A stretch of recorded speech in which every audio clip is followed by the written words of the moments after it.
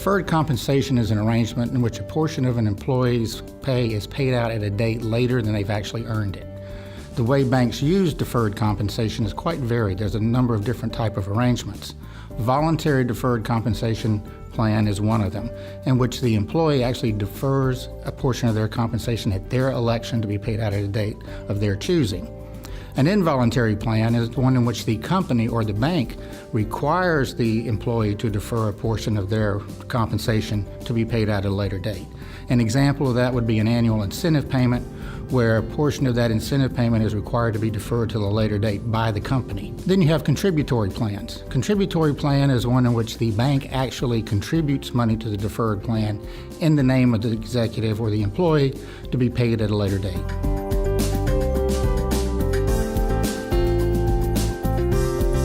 These type of arrangements are becoming much more popular because they offer advantages to the employee and to the company or the bank.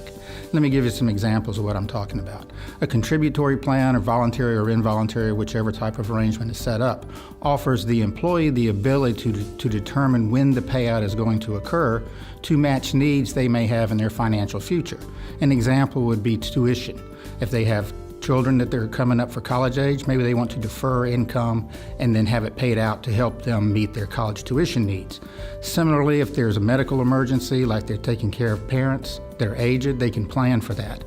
Also, plan for retirement. Maybe they don't have any of those other needs, or they're at a point in their life that they've already met those obligations, and then they can defer the income until the time they need it at retirement.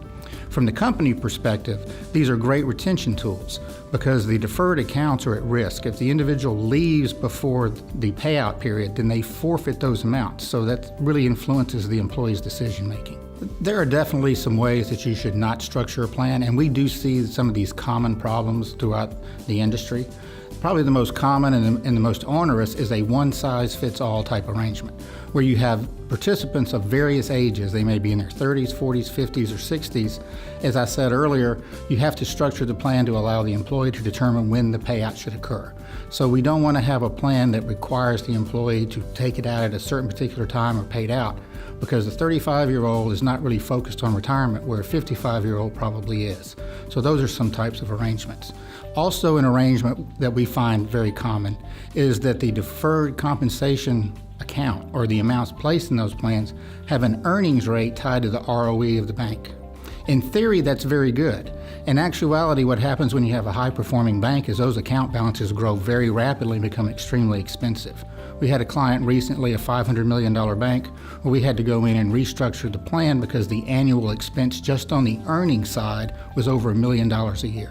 An example of a plan that we thought was very well designed was a client bank that actually had a voluntary plan available to the participants, and they opened it up to employees that were mid-level managers and above. In addition to the voluntary contribution, that was an amount the participants elected, and they also got to elect the time they received the payout. Is the bank also contributed an amount equal to the participant's contribution, similar to a 401k matching. So this was a very good type of arrangement, encouraged a lot of participation because you got an immediate hit on the earnings because of the bank contribution.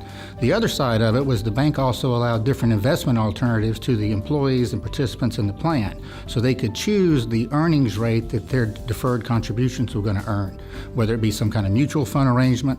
They could do it in company stock. So it was a very good plan. The company also was able to go out and purchase these investments that the employees had elected to place their funds in. And this gave the bank the opportunity to limit the liability, because as the accounts grew, the deferred accounts increased in value, the investments also increased in value in a matching amount. So it limited the expense to the company, and it gave the employees an opportunity to earn it at a rate they chose.